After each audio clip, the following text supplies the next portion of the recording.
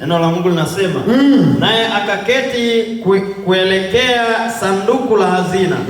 Akatazama jinsi mkutano watiavyo mapesa katika sanduku. Matajiri wengi wakatia mengi. Akaja mwanamke mmoja mjane masikini, akatia senti 2 kiasi cha nusu pesa. Akawaita wanafunzi wake akawaambia, amini nawaambia, huyu mjane maskini ametia zaidi kuliko wote wanaotia katika sanduku la hazina. Maana hao wote walitia baadhi ya mali ilivyowazidi, bali huyu katika umaskini wake ametia vyote alivyokuwa navyo, ndiyo riziki yake yote pia. Mpigie Bwana Yesu makofi kwa ajili ya huyo mama. Siwezi kumshangilia Bwana Yesu kwa ajili ya huyo mama. Yesu akakaa mahali pa sanduku watu wanapotoa sadaka. Biblia inazungumza ya kwamba watu wakaanza kutoa.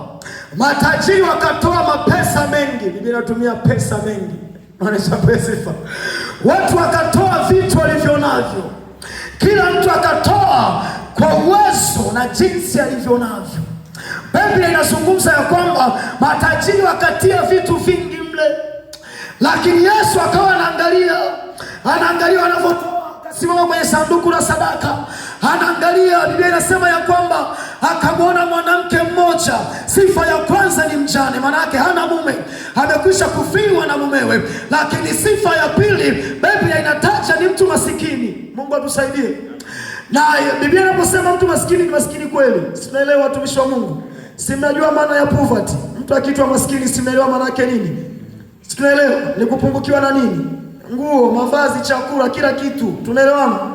Huyu mtu masikini, Biblia inasema ya kwamba akaja akatoa senti 2 kwenye lile sanduku.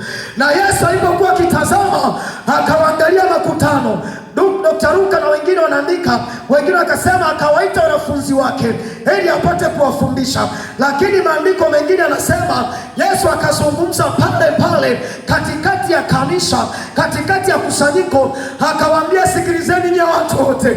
Yaani katikati ya wote mliotoa, hakuna aliyetoa vizuri ila huyu mama mjane. Bwana Yesu atusaidie.